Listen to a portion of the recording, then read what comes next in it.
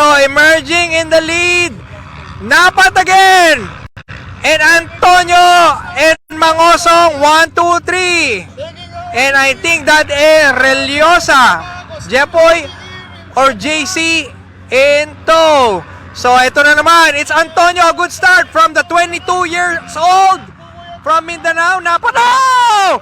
Boboy Antonio, hack that one up, Bornok Mangosong! Hack the triple step up over Buboy Antonio. Nagkaroon ata ng laps ng konti si Buboy Antonio doon. Akala ata niya yun na yung triple step up. Over jump, and then he lost a little bit of steam, and then Bornok leaped over him. Look at this, Mangosong right there, all over Terence Napat. Tingnan natin ang adjustment na ginawa ni Mangosong kasi he dropped the pace in the last 4 laps kanina because maybe pagod. Diba? Malalaman natin ngayon kung ano. So the current running order right now is Napat, Mangosong, Antonio. So there, Mangosong now with the lead! Osa, JC,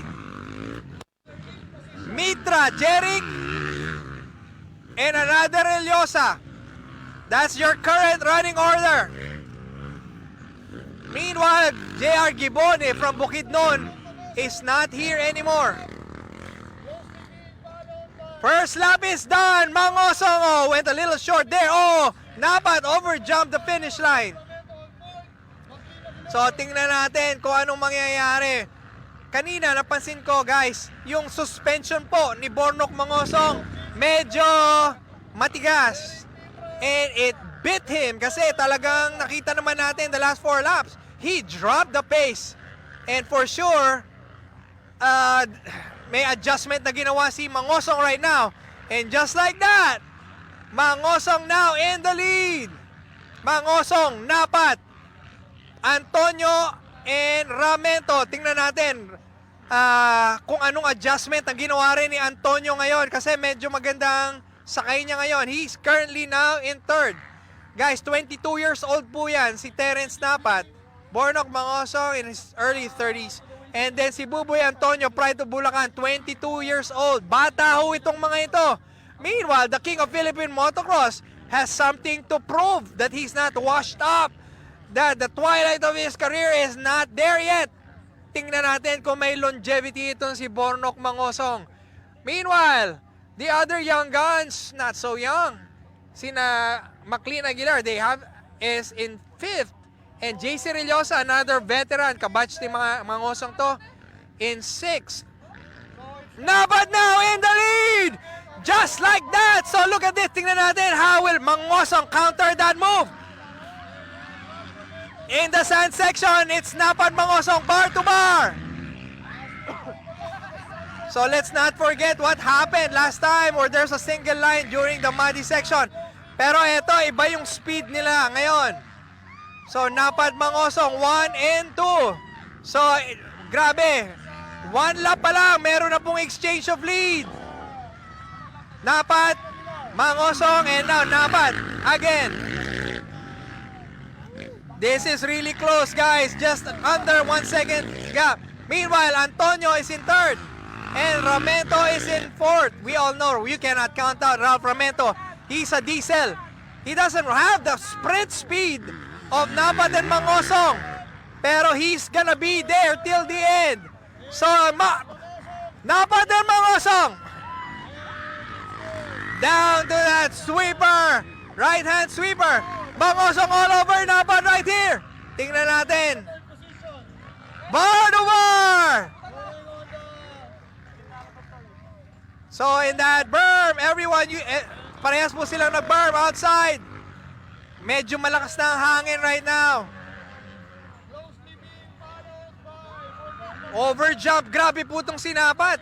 They're overjumping. Kulang yung receiver. Dahil sa intensity nila. Just like that. Just 2 laps in. Pero yung gap nila in the 3rd is around 10 seconds na. Oh my goodness. Look at this. Mangosong made a bold move on the outside. least he was able to recover. So they're pushing the limits right now. Napat, Mangosong. Tingnan natin, merong linya na mas matulin si Mangosong, merong linya mas matulin si Napat. This is the spot where Napat was able to sneak by kay Mangosong. So look at this, battle for third. Oh, Ralph Ramento now in third, made a move against Buboy Antonio. So, meron na tayong new third placer. And McLean Aguilar is not that far back. Look at this, in the rollers.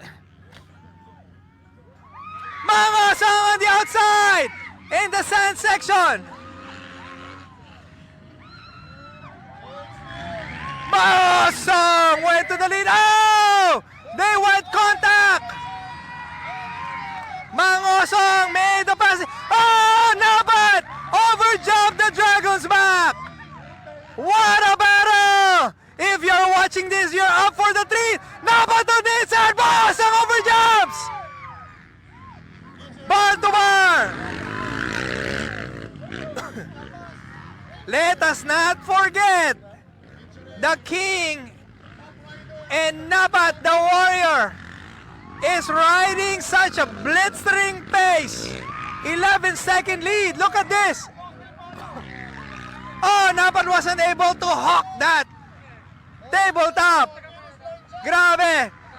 Tingnan natin, how will Napat counter that move by Mangosong? Mangosong, Napat in the Moto 1 of the Premier Pro Open. Huwag kayong mawawala bukas. Huwag kayong mawawala bukas. Bukas talaga ilalabas nila lahat. So we are almost halfway through. Pag-uusapan natin dito yung fitness. Wow, Mangosong made a second gap. Not so big. Pero a little comfort. Some little room for comfort. So tingnan natin if Mangosong will hold on to this lead. So I told you, medyo 11 second na po ang gap nila from third place. And tandaan natin, hindi po mabagal yung third place. Ramento is called the diesel, pero the sprint speed of Mangosong and Napat, they're displaying right now. Mangosong versus Napat. So medyo malayo na rin ang lead ni Ramento over kay Antonio right now. So tingnan natin if Bornok can Napat. So, and between Napat and Ramento, 11 seconds. 12-second lead of Bornok over third place. 2-second lead of Bornok over Napat. Oh, Napat. Oh, this is a much bigger gap now between Mangosong and Napat. So, this is around 2.5 second lead. 2.75 second their gap right now. So medyo may comfort ng konti. And between Napat and Ramento is 6 seconds. So, si Napat po is 22 years old. And ang tendencies lagi ni Napat is kapag nauunahan siya, medyo or nag-error siya, medyo bilang bata, yung kanyang process, minamadali niya. Tingnan natin kung may maturity na ipapakita si Napat dito since nanalo naman siya nung expert open ball. So, their gap against Ramento is 12 seconds. Tingnan natin how will Mangosong counter back that move by the young gun Terence Napat. So, this is more than halfway now. So, fatigue has crept in sa kanila. May pagod na po yan. So the current running order right now is Napat, Mangosong, Ramento, Antonio, and Reliosa, JC, and Jeric Mitra. Just like that, Terence Siya naman yung naglagay ng 2-second lead over Bornok. Less than 2 second, 1.79 to be exact. So tingnan natin how Bornok will counter that move by Terence Napat. Bar to bar na naman po sila in the rhythm section doon sa likod. Alam nyo, they're so close from simula nung gate drop until now. Medyo may disadvantage kasi pag nagkaroon ng gap kasi medyo maalikabok. So medyo nawala na si McLean Aguilar. I'm looking for McLean Aguilar, who was earlier 5th position in the Expert Open. And it's Buboy Antonio still in 5th. Look at this, battle now again, bar to bar in the rollers. Alam nyo, only in Abra merong rollers. Mangosong with a better drive in that sense. Oh! Napat! Lost a little control there kanina. Grabe, Mangosong back in the lead. This is a battle. Alam nyo, motocross is a very mental game. 14 seconds na po yung gap ni Mangosong and battle of Mangosong and Napat over Ralph Ramento. So Ralph Ramento as the diesel, he's doing everything he can. Pero syempre, ano po ito eh, it's a game of chess, kumbaga. And a game of strategy. So, with the experience that Mangosong has had all throughout his career, he knows how to race. Napat, who is a young buck. Pero syempre, tandaan natin, Terence is a fast learner. He has been the guy who has always given Bornok the run for the title or the crown. Kaya si Napat, tingnan natin, this is a learning curve for him. How can he handle this mentally? Kasi ang mga bata, ano yan eh, walang pasensya. So, ang mga may maturity, medyo may pasensya. So, he wanted that top spot. He got the whole shot. Inunahan siya ng Kuya Bornok niya before the lap 1. And then inunahan niya ulit. And then inunahan na naman ni Bornok. Inunahan niya ulit. 4 lead changes right now. So tingnan natin how Terence will handle this. For sure, he's doing everything he can. Kasi bata yan eh. Gusto niya nasa unahan siya. Last 4 minutes. So now there's a gap of 2 seconds naman. 4 minutes. And then take note, after 4 minutes, meron pa yan 2 laps. And ang isa pang factor nito is the track is deteriorating and ang lakas ng hangin. Ang lakas ng hangin. Tingnan natin kung medyo nagpapahinga lang tong si Terence. Kasi nagkaroon siya ng 3-second lead na si Bornok right now.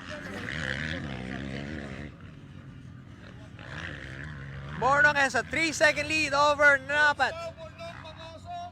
So the king of Philippine motocross is still in front. So Ralph Ramento is the diesel, but this time he's not. Oh, Mangosong has run out of tear-offs. Tinapo na po niya yung kanyang goggles. Nako. Ito yung factor dito. Napaka-maalikabok dito. And siyempre, yung hangin dito, lagi may alikabok. Wala na pong goggles si Mangosong. He ran out of tear-offs na. Ang problema, hindi na po siya pwedeng maunahan ni Napat. Pag naunahan siya ni Napat, mabubulag na po siya. Meanwhile, he has a 4-second lead. Now, tingnan natin. I would assume na Bornok, with the experience that he has something left in the tank.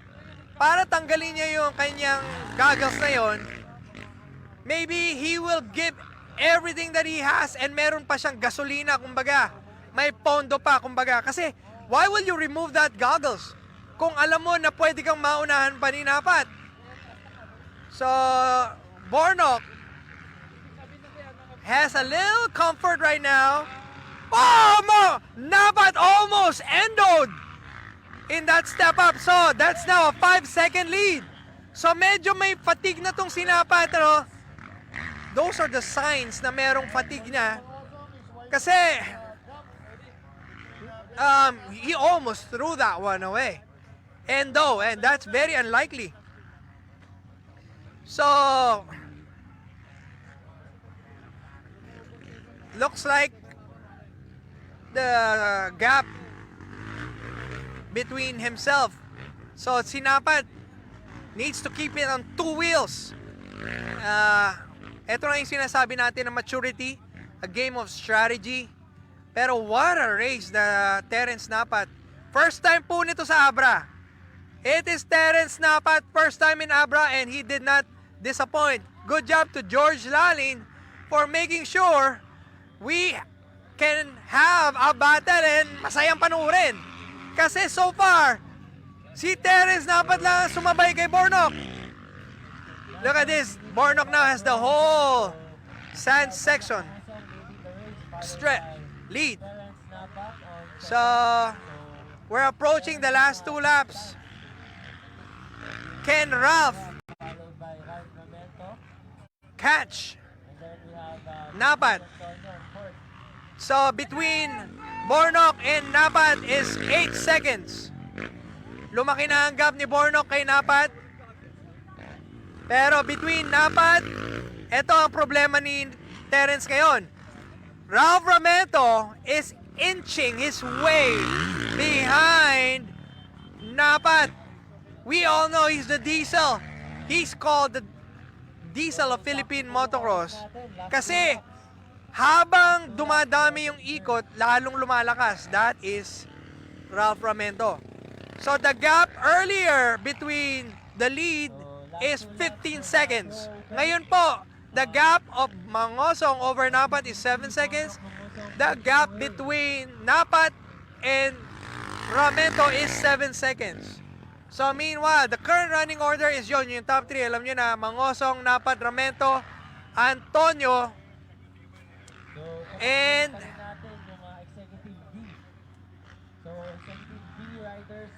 in 5th right now is what a ride for JC Reliosa. JC Reliosa is considered one of the vets of this sport. Works in the Bureau of Fire Protection number 31. What a race. He is currently in 5th place ahead of Jeric Mitra. So si Jeric po is Team H7 Racing, and they're one of the sponsors here in the Kong Mayor JB Bernos and Ma'am Ching Bernos National Motocross Race. So I see na ito na yung white flag parating na. Grabe guys, talaga yung ginawa ni na first lap nitong si Buboy Antonio. Grabing overjump. You know, what can I say about Mangosong? He really is the king of Philippine motocross. He was able to rebound kanina from a very, very not so good, subpar performance na he dropped from the pace ni Terence and ni Terence Napat and Ralph Ramento. Pero he just have what? Maybe an hour or 2 hours to recover. Pero here he's back. Wala na pong goggles yan. And what a statement para kay Bornok. Now the gap has grown to 8 seconds between himself and Napat. Meanwhile, the gap between second, Napat, and Ramento in third is 6 seconds. So medyo nauubusan ng oras. Nauubusan na po ng oras si Ralph Ramento. The performance that he did earlier, na he was able to catch Terence Napat. He's running out of time right now kasi the gap is still 6 seconds. And this is probably the last lap or last lap na po ito. I think to 20 minutes plus 2 laps. Mangosong still charging. He really wants to tell the kids, hey, I'm the king. Kala nyo, pinapanalo ko lang kayo kanina. Maybe that was his plan. Pero I can see how he's more comfortable sa suspension niya ngayon. You know how it is. Sometimes mag-adjust sila ng suspension and they're gonna adjust it in the wrong way. Ganyan ang motocross eh. And may sugal din sa pag-adjust or setting ng kanilang bike. So right now, with the experience that he has, he was able to adjust. So he has a 6.36 second lead over Napat. And Napat has a 5.54 second lead over Ramento. Pero guys, you know how big the gap between Ramento and Antonio? I'll tell you what later. Kasi hanggang ngayon, umuusad pa yung oras ko. Umuusad ba yung oras ko? Wala pa yung ano. What a statement. So, the gap between Ramento, third place, and Buboy Antonio is now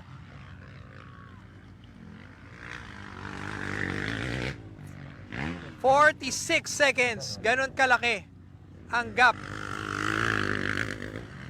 ni ng top 3 natin. Of course, more than a minute si Mangosong.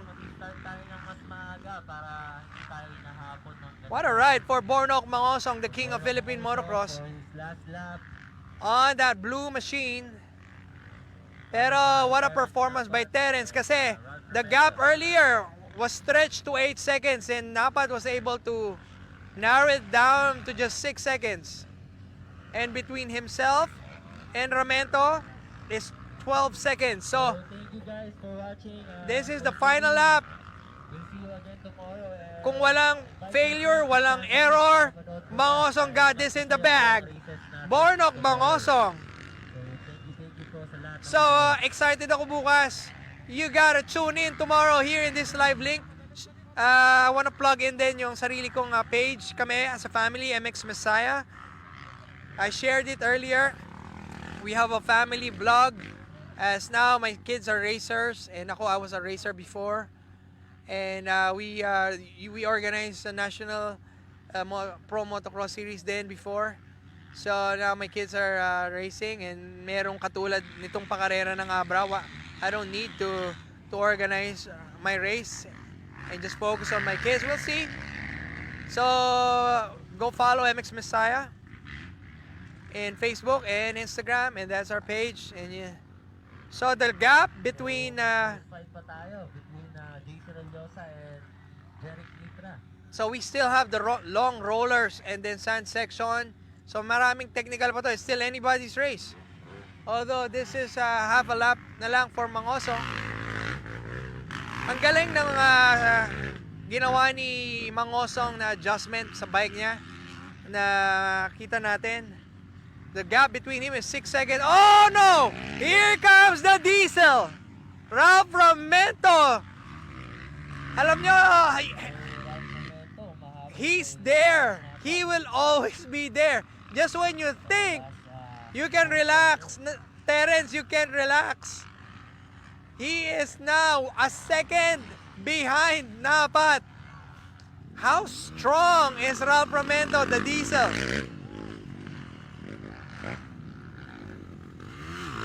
So, pero Napat is there. Pero lumit yung gap. It was huge earlier. 6 seconds ngayon. 3 seconds na lang. So, any mistake can happen. Now approaching. Checkered flag for Bornok Mangosong, aka BM111, King of Philippine Motocross. Winning it over Terence, the Warrior Napat, by 3 seconds. And then, what a finish for Ralph Ramento.